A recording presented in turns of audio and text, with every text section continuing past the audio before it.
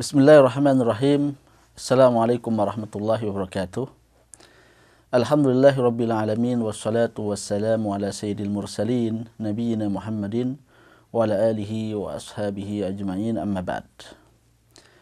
Kaum muslimin dan kaum muslimat yang dirahmati oleh Allah Subhanahu wa taala, dalam sesi kali ini kita akan memaparkan hal-hal terkait dengan bulan Muharram dan keutamaan serta amalan-amalan yang dianjurkan untuk diperbanyak di dalamnya.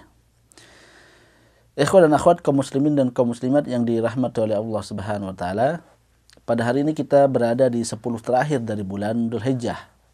Sebentar lagi kita akan berjumpa dengan bulan Muharram yang merupakan salah satu di antara bulan-bulan yang dimuliakan oleh Allah Subhanahu wa taala. Allah Subhanahu wa taala menciptakan bagi kita bulan-bulan dan waktu-waktu yang mulia, dan kita diliputi dan dikelilingi dengan waktu-waktu dan hari-hari yang mulia. Maka selayaknya bagi kita untuk dapat memanfaatkan waktu-waktu ini dengan semaksimal mungkin agar kemudian kita dapat lebih dekat dan juga lebih tinggi kualitas keimanan kita kepada Allah Subhanahu wa taala. Di antara waktu-waktu yang mulia yang Allah Subhanahu wa taala berikan kepada kita adalah bulan Muharram, bulan yang akan datang kepada kita, merupakan pembuka dari tahun yang baru dan merupakan salah satu di antara bulan-bulan haram. Jadi Allah Subhanahu wa taala berfirman di dalam Al-Qur'an, "Inna iddatasy syuhuri indallahi 12 syahran fi kitabillahi yauma khalaqas samawati wal ard. Minha arba'atun hurum." Bahwa sesungguhnya perhitungan bulan, kata Allah Subhanahu wa taala, ada 12 bulan dalam ketetapan Allah Subhanahu wa taala. Dan di antara 12 bulan itu ada 4 bulan yang haram. Bulan yang haram adalah bulan yang suci, bulan yang mulia, bulan yang agung.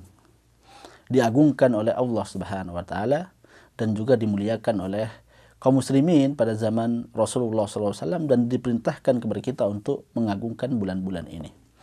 Dalam sebuah hadis Rasulullah SAW juga bersabda, "Inna zamana qad istadara ka hayatihi yawma khalaqas samawati wal ard.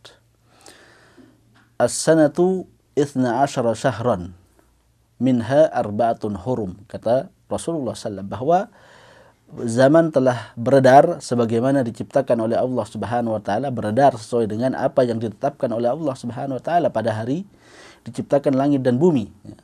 Satu tahun ada 12 bulan. Kata Rasulullah, satu tahun ada 12 bulan. Dan dari 12 bulan itu dipilih 4 bulan, bulan-bulan yang haram, bulan-bulan yang mulia, dan bulan-bulan yang suci. Salasatun mutawaliyat, 3 bulan haram ini berurutan, yaitu bulan apa saja? Bulan Dzulqa'dah, Dzulhijjah, dan bulan Muharram. Wa Rajab syahrul mudar, dan yang terakhir adalah bulan yang ganjil sendiri, yaitu bulan Rajab, bulan Mudhar. Ini kata Rasulullah SAW. Dari hadis dan dari ayat yang kita baca ini menunjukkan kepada kita bahwa Allah Subhanahu wa taala menyediakan bagi hamba-hambanya bulan-bulan dan waktu-waktu yang suci, waktu-waktu yang mulia, yang disebut dengan Ashhurul Hurum, bulan-bulan yang haram. Ada 3 bulan yang berurutan, Dzulqa'dah, Dzulhijjah, dan Muharram. Dan yang satu adalah bulan Rajab yang menyendiri antara Jumadil Tsaniyah dengan bulan Sya'ban. Yang akan kita bahas pada kali ini adalah bulan Muharram yang akan datang. Yang dimaksud dengan bulan haram adalah bulan yang mulia atau bulan yang suci. Allah Subhanahu wa taala memuliakan bulan ini dengan melipat gandakan pahala-pahala yang dilakukan, pahala-pahala amalan yang dilakukan oleh kaum muslimin pada hari-hari di bulan haram. Namun juga perlu diwaspadai bahwa Allah juga melipat gandakan dosa-dosa maksiat yang dilakukan oleh kaum muslimin pada bulan-bulan haram ini. Jadi ini merupakan bentuk pemuliaan Allah kepada Ashhurul Hurum. Di antaranya adalah Allah Subhanahu wa taala melipat gandakan pahala amalan-amalan kebaikan yang dilakukan oleh kaum muslimin pada hari-hari ini, ya, pada bulan-bulan ini. tapi juga Allah Subhanahu wa taala melipat gandakan keburukan atau dosa dari maksiat dan keburukan yang dilakukan oleh kaum muslimin pada hari-hari ini. Ini perlu untuk kita ketahui agar kemudian kita waspada dan juga termotivasi untuk melakukan amalan-amalan kebaikan pada bulan-bulan ini. Dan bentuk pemulihan yang lain adalah Allah Subhanahu wa taala mengharamkan peperangan pada bulan-bulan haram ini. Jadi mengharamkan peperangan, mengharamkan pertikaian darah. Oleh karena itu orang-orang jahiliyah dulu dan kaum muslimin zaman dulu mereka tidak berperang ketika bulan haram ini datang kepada mereka. Jadi haji yang diperintahkan oleh Allah Subhanahu wa taala berjalan dengan aman karena bulan Dzulqa'dah adalah bulan haram, bulan Dzulhijjah bulan haram, dan bulan Muharram juga bulan yang haram, ya. Dan tentunya tidak ada peperangan di dalamnya, tidak ada pembegalan dan perampokan di dalamnya. Sehingga kemudian proses ibadah haji yang disyariatkan oleh Allah Subhanahu wa taala pada zaman dahulu, ya, itu berjalan dengan aman dan lancar karena tidak ada pertumpahan darah dan tidak ada kemaksiatan yang dilakukan pada waktu itu. Meskipun sebagian para ulama kita berpendapat bahwa pelarangan peperangan dan pertumpahan darah ini kemudian mansukh atau dianulir atau dihapus dan digantikan dengan syariat yang baru, yaitu diperbolehkan peperangan meskipun pada bulan-bulan haram ini. Jadi ini yang dimaksud dengan bulan-bulan haram, bulan-bulan yang penuh dengan kemuliaan, bulan-bulan yang diagungkan oleh Allah Subhanahu wa taala. Kaum muslimin dan kaum muslimat yang dirahmati oleh Allah Subhanahu wa taala, adapun bulan Muharram yang akan kita jumpai kali ini memiliki beberapa keutamaan. Di antara keutamanya adalah bulan ini disebut dengan Syahrullah. Ya, Rasulullah SAW dalam sebuah riwayat menamakan bulan ini dengan Syahrullah. Ya, afdhalus siyami ba'da Ramadan siyamu Syahrullahi al-Muharram. Ya, bahwa sebaik-baik puasa setelah puasa bulan Muharram adalah puasa bulan Ramadan adalah berpuasa pada bulan Allah, Syahrullahi al-Muharram, bulan Allah di bulan Muharram. Jadi dalam hadis ini Rasulullah SAW menisbatkan bulan ini kepada Allah. Ya, ini namanya idhafah, yaitu menyandarkan bulan kepada Allah Subhanahu wa taala. Tujuan dari penyandaran itu adalah pengagungan dan pemuliaan. Jadi ketika sebuah makhluk disandarkan kepada Allah Subhanahu wa taala, salah satu di antara hikmahnya adalah memuliakan makhluk tersebut. Contohnya adalah kalimat Baitullah, rumah Allah Subhanahu wa taala, yang mana julukan ini disematkan pada masjid. Ya, masjid disebut dengan Baitullah. Majtama'a, kata Rasulullah, majtama'a qaumun fi baitin min buyutillah, tidaklah suatu kaum itu berkumpul dalam salah satu rumah-rumah Allah. Yang dimaksud dengan rumah-rumah Allah ini adalah masjid. Jadi masjid merupakan tempat yang mulia, dimuliakan oleh Allah Subhanahu wa taala, dan salah satu bentuk pemuliaan itu adalah ketika disandarkan masjid ini sebagai rumah Allah Subhanahu wa taala. Maka demikian juga dengan Syahrullahil Muharram, bulan Allah, bulan Muharram, jadi dinisbatkan dan disandarkan kepada Allah Subhanahu wa taala sebagai bentuk pemuliaan, ya, sebagai bentuk pemuliaan dari bulan ini, disandarkan kepada Allah Subhanahu wa taala. Dan di antara bentuk kemuliaan dari bulan ini adalah sebagian para ulama kita menganggap bahwa bulan ini merupakan bulan yang paling mulia. Bulan-bulan haram yang paling mulia adalah bulan Muharram, ya.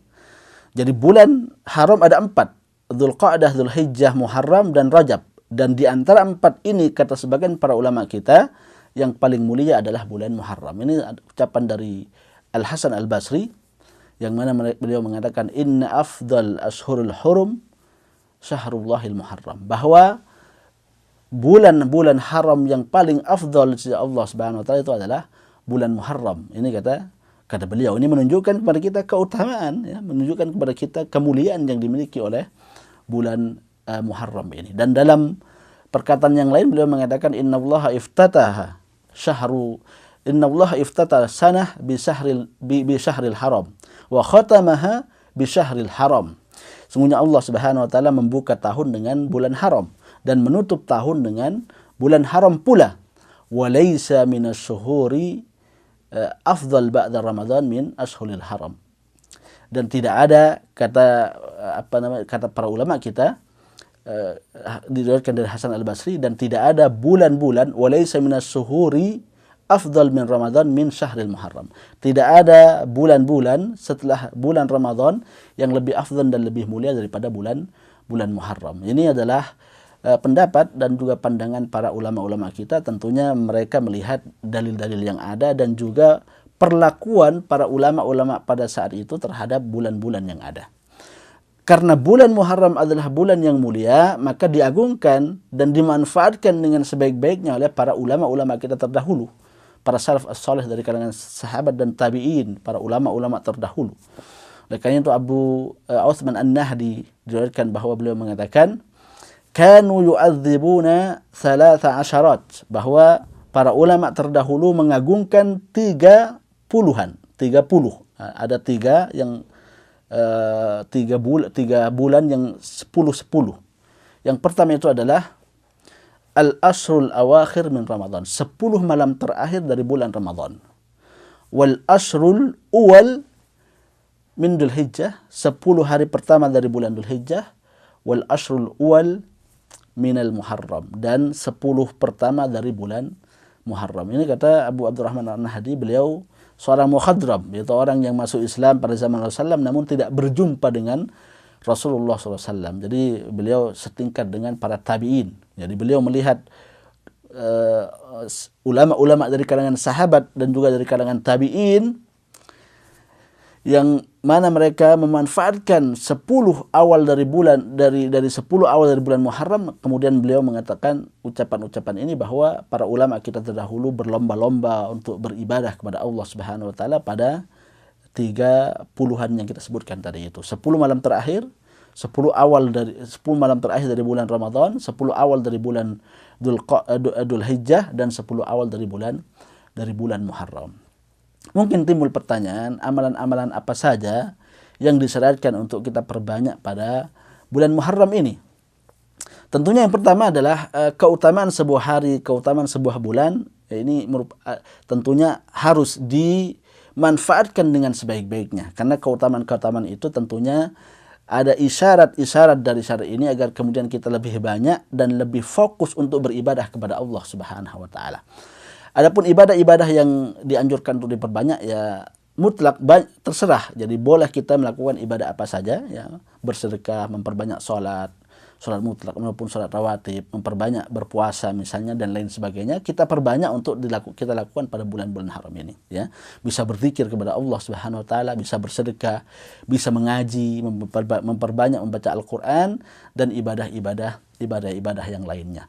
Namun ada ibadah khusus yang disunnahkan atau diperintahkan oleh Rasulullah SAW, yaitu untuk memperbanyak puasa di bulan ini. Sebagaimana sabda Rasulullah SAW yang telah saya sebutkan tadi, inna afdalas siyami ba'da Ramadan siyamu syahrullahil Muharram, bahwa puasa yang paling afdal, kata Rasulullah SAW, setelah puasa Ramadan itu adalah puasa pada bulan Muharram. Hadis ini tentunya memberikan kepada kita isyarat untuk memperbanyak puasa di bulan Muharram, ya, karena merupakan puasa yang paling afdal, ya, setelah Ramadan itu adalah puasa di bulan Muharram. Ada 3 bulan yang mana Rasulullah banyak berpuasa. Tentunya yang pertama bulan Ramadan, Rasulullah SAW tidaklah berpuasa 1 bulan penuh kecuali di bulan Ramadan.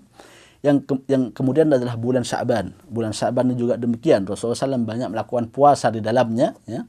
Dan yang ketiga adalah anjuran untuk berpuasa di bulan Muharram, sebagaimana hadis yang saya sebutkan tadi, anjuran untuk memperbanyak puasa pada bulan Muharram ini. Inilah yang bisa kita sampaikan pada sesi kali ini terkait dengan bulan Muharram, keutamaan-keutamaannya dan juga amalan-amalan yang dianjurkan untuk diperbanyak pada bulan ini. Kita berdoa kepada Allah Subhanahu wa taala semoga berjumpa dengan bulan ini dan bisa memanfaatkan dengan sebaik-baiknya bulan ini dengan ibadah kepada Allah Subhanahu wa taala. Wa sallallahu ala nabil Mustafa wa ala alihi wa sahbihi wasallam wa akhiru da'wana alhamdulillahirabbil alamin. Assalamualaikum warahmatullahi wabarakatuh.